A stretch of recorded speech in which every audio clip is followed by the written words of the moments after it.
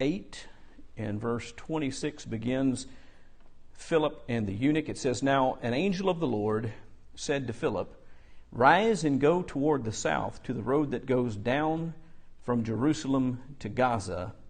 This is a desert place.'" And I want to stop there for a moment and tell you, I actually listened to a sermon today that was based off of this verse. It was an hour long, and it was based off of that one verse. I'm not going to talk that much about that, but there is a lot of stuff there that could be talked about. But I do want to ask this question. That last statement that's made in verse 26, this is a desert place. What does that mean?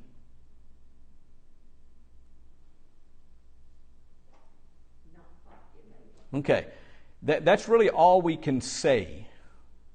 Was it a vast area of heat and sand and cacti and what we think of when we think of a desert? I don't know.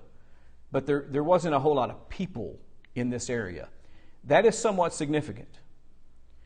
And part of the reason it's significant is also underscored in the first phrase of this verse, which is, "Now an angel of the Lord said to Philip, 'Rise and go toward the south to the road that goes down from Jerusalem to Gaza.'"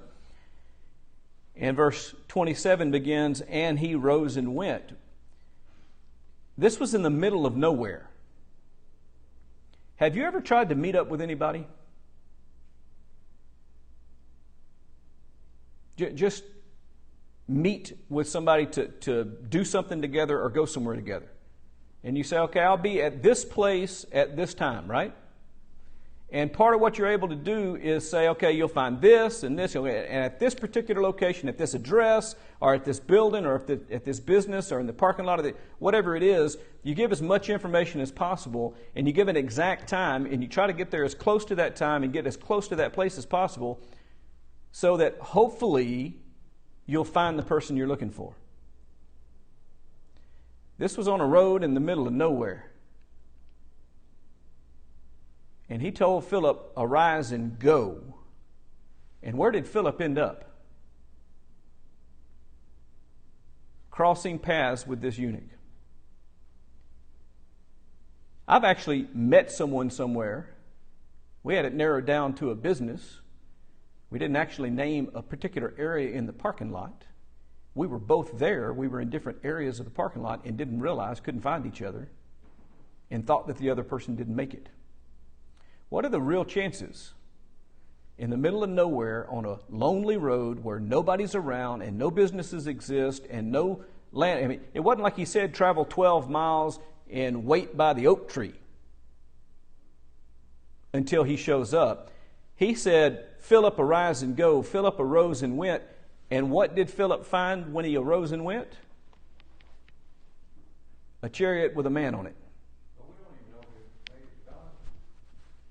Well, they were not. They were in the middle of nowhere. They were before the Gaza area. That's the whole point. This is not accidental. There's nothing accidental about this situation at all. And it was carefully planned, and God was involved. And he sent Philip at just the right time, so that Philip and the eunuch crossed paths. How bad did God want the eunuch to receive the gospel?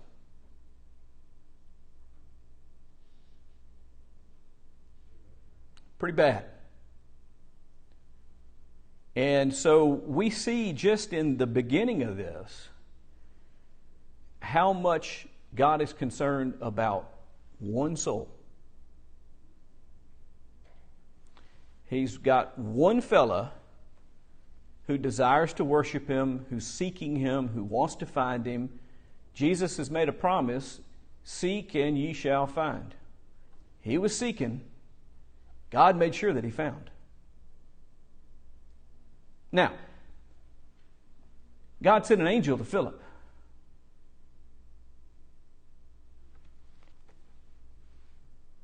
Why didn't he just send an angel to the eunuch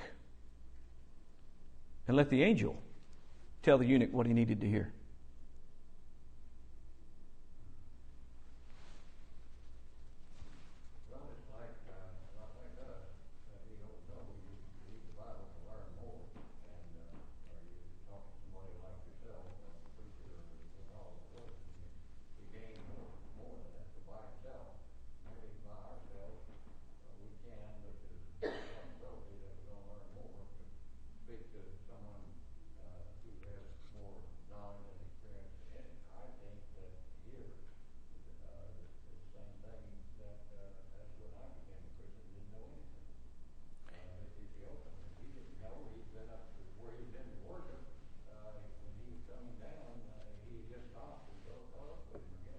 There's a really important lesson in this, an extremely important lesson in this for us.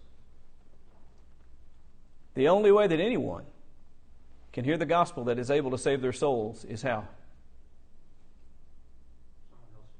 For a man, a human being, a fellow human, to share it with them. There's a lot of things in the Scripture that point to this. We read in one place, this treasure he has entrusted in earthen vessels, which is a language that is simply saying that the treasure of the gospel has been entrusted to men. There is not any example, not one example anywhere in the New Testament of anyone hearing the gospel from anyone other than a man. God sent angels to speak to preachers and send them to people who needed to hear. But it was always someone being sent to preach, always a man who was entrusted with the gospel.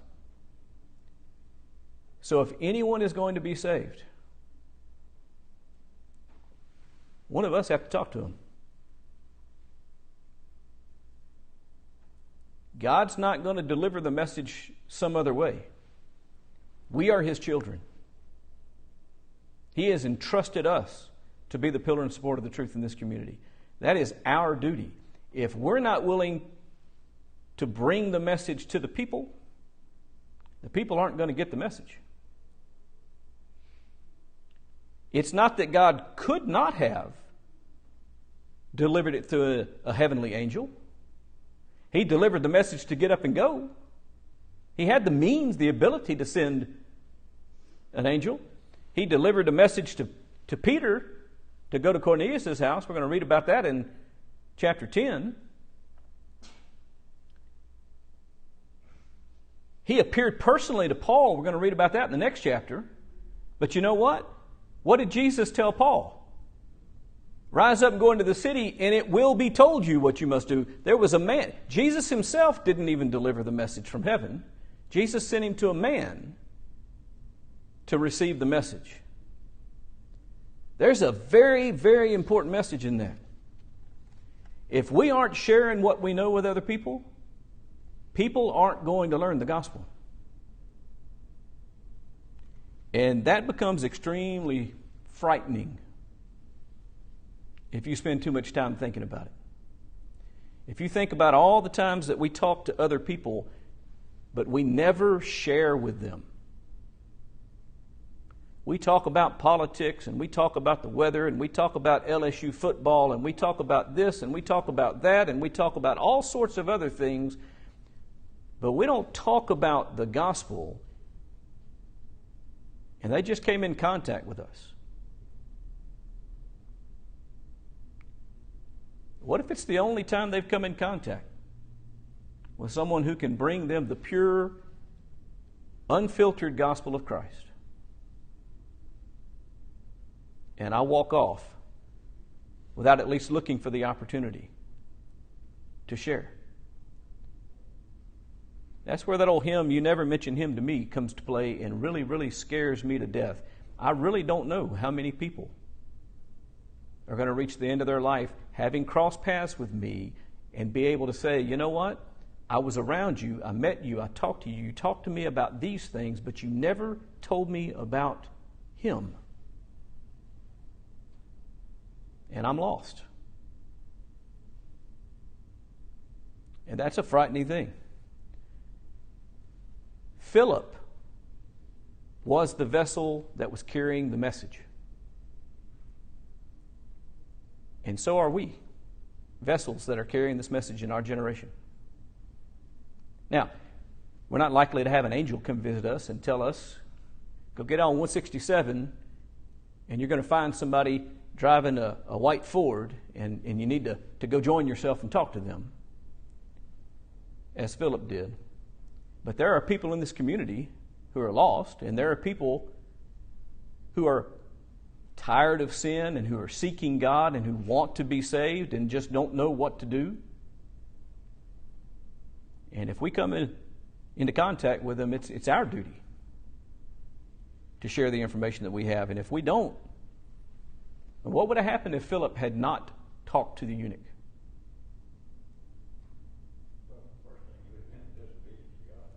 He would have been. That's first thing. Guess what? If we don't, so are we.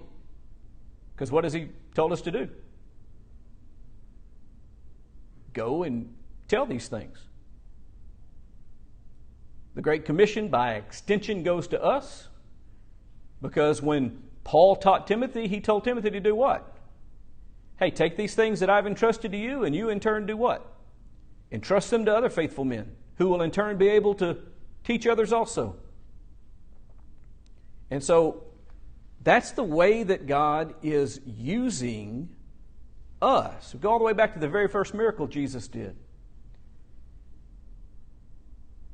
He takes these clay pots and he has the servants at the wedding feast fill them with water. Did Jesus need those pots to be filled with water? No. He could have just spoke and the wine would have been there. Why did he ask them to fill them up with water?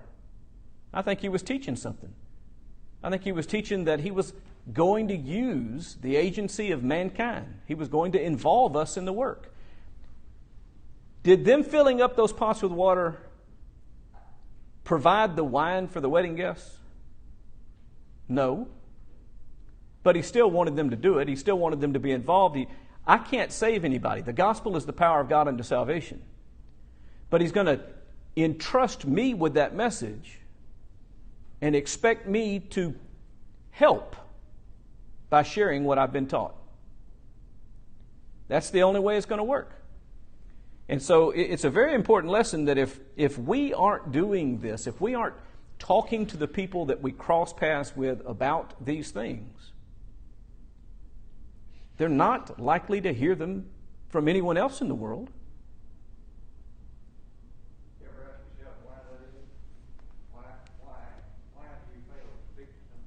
Yeah, I ask myself that all the time.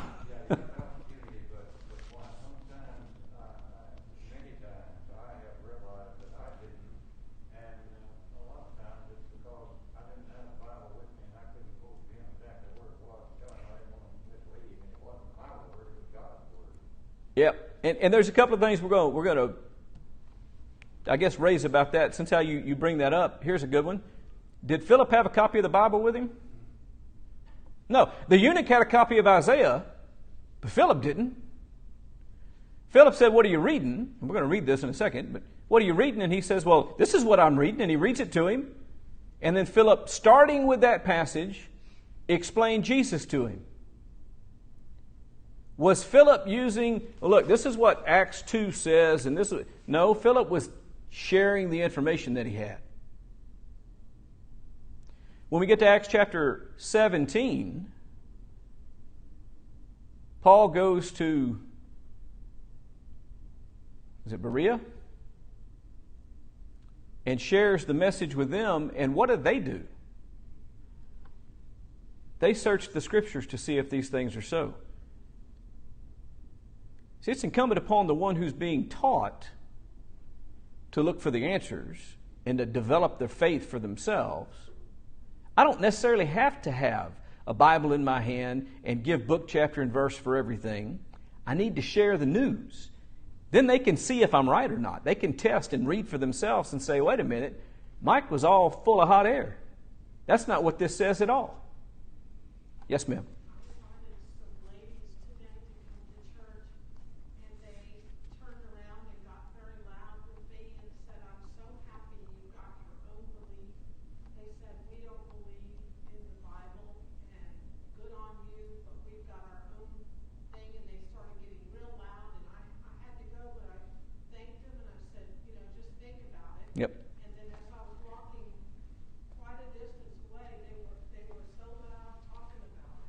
Well, and for the benefit of the folks online, and there are a few people viewing, the comment was that she had invited someone to services, and they got kind of boisterous. That's the word I'll use, loud, and said, "Well, I'm glad for your belief, but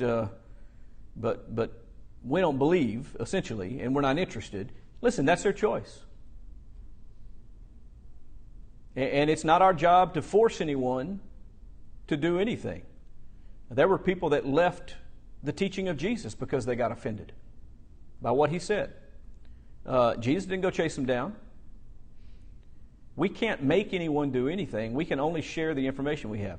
When it works is when you have someone like this man who truly loved God, who was truly wanting to know the truth. When the truth was explained, he received it because he wanted to hear the truth. I don't know who those people are, though. And so I get to share it with the people that I have opportunity. And if they tell me I'm not interested, then I say, okay, if you change your mind, please come talk to me. Or if you have any questions, please come talk to me. But let it not be that this community goes through life ignorant of the revelation of God because we haven't shared it with them. Let it be because they refused it, not because we didn't try. If Philip hadn't spoke to the eunuch, would he at some point have come across someone that taught him the truth, and would he have obeyed at that point? Possibly. He certainly had the right heart. He was searching. He was devout.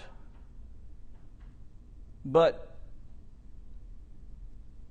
Philip, because of an act of God, was put in that place at that time because God wanted the eunuch to hear these things.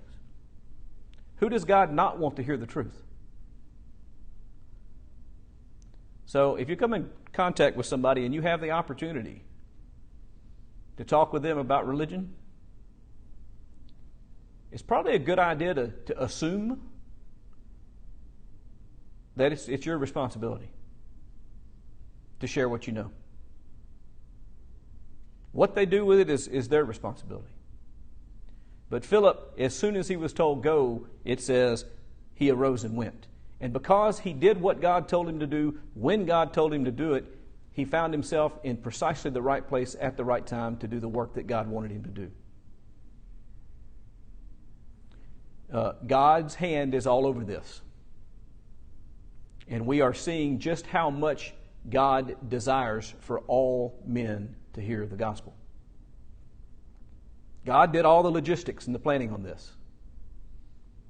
Everybody else just did what they were doing. The eunuch was just headed home, taking his normal route back, and Philip just was following the commands of God to get up and go. And when he saw the chariot, God said, go join yourself to that chariot. So he went to talk to him. They were just doing, God was the one who was arranging. Do we believe that God is providentially involved in the world today? So maybe we should believe that I meet these people because God desires me to meet them. And because He has entrusted in me a knowledge that can help them. Now again, we don't always know who they are, and sometimes we get meted injustice in return for our care. But at least I've done what I could with what's been entrusted to me. Parable of the talents comes into this as well. What happens if I bury my talent? Okay, I've heard the gospel. This treasure's been entrusted with me. I may not be the greatest preacher in the world, but I can share what I know with someone. But instead, I just keep to myself and keep quiet and keep my faith, and I get to the end of my life and I say, see, you have what's yours, Lord. Here's my life. I lived it for you. And He says, but who did you tell? And I say, well, I didn't tell anybody, but I made sure that I was doing the right thing. And it's going to be like the one talent man who he doesn't expect me to make 5 talents, but he expects me to use this treasure and to do something with it. and to not just hold it to myself. Freely you received, and so freely you should give. And that is not talking about the price that you get paid. That is talking about the willingness. Someone was willing to tell me, I need to be willing to tell others. It's very important that we understand if we're not telling people about the gospel, and one guy is not going to do it. That mindset that we hire the preacher to do that kind of stuff, that's not Bible. No, you covered a mighty important point there. Yeah, we only got one verse. I said I wasn't going to spend the whole time. How many of us, though, in the same position you were just talking about, lacking a fearful thought that is, that commandment is to us directly also, and we don't think about that very often, that we have that commandment. And by the way, let's go back to the beginning of this chapter. Verse 4. What did verse 4 say? Now those who were scattered went about preaching the word.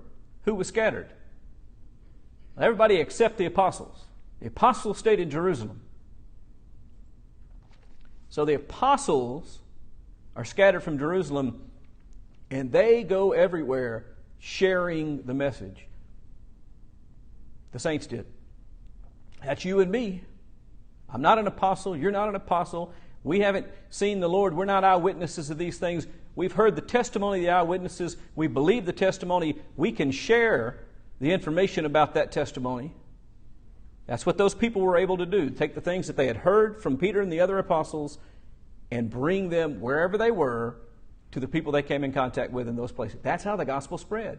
Not just through people like Paul and Peter and John who went places to preach. Not just by people like Timothy and Titus and Philip who went places to preach, but by rank and file, ordinary members of the local church who shared what they knew with other people.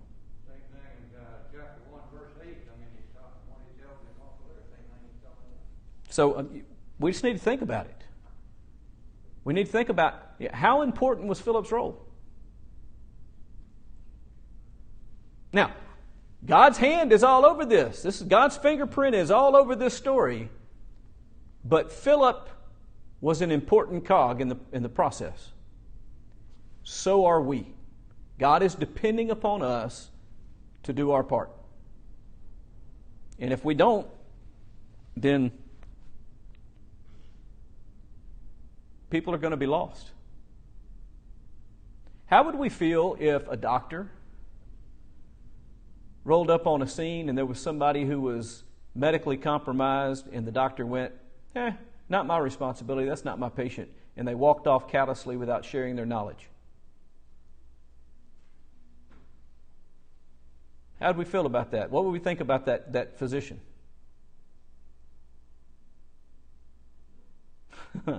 Not very good, would we? We would expect the physician to share his knowledge and to save someone's life if he could, right? Or she. And the answer is yeah, of course we would.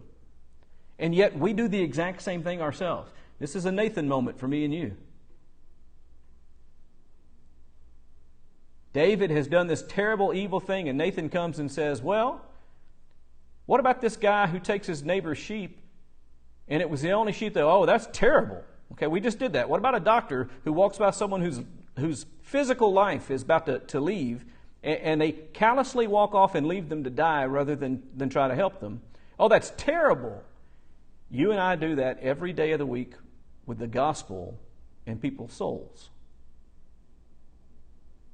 When we take the knowledge of the gospel and we don't share it with people. Listen, we don't have to be good. We don't have to be skilled. We have to care. And we have to be willing to risk someone getting mad or someone yelling at us. We have to be willing to risk. Here's the big one. This was a hard one for me. We have to be willing to risk making a mistake and having to go back and say, I was wrong. But I now realize that I'm wrong, and so I'm going to share with you what I now know is right. Yes, I may make mistakes sometimes. I may say the wrong thing. But if I stick to the gospel and I say what it says, then I'm going to be in pretty good shape. And that's what Peter told us to do, right? Speak as it were the oracles of God. Just stick to what God has revealed. I may not be able to explain it all. I may not be able to answer every question, but I can point people to it and say, this is what he said. And let them wrestle with it at that point. Luckily, he got a good audience. This Ethiopian was a court official of Candace, the queen of the Ethiopians, but he had come to Jerusalem to worship, and he had a good heart, and he was receptive to the truth when he heard it, and now we're going to have to leave that for next week. Appreciate those that have been watching online, and appreciate the people who are here in person and contributed to the class, and I hope I did a fair job of repeating most of the comments that were made here locally so that the folks online could hear the comments as well. And if you are watching, just for future reference, if you got any questions or any comments you want to make for the class, make sure you type it into your Facebook thing, and I'm watching it right here, and I'll try to incorporate those in. Thanks.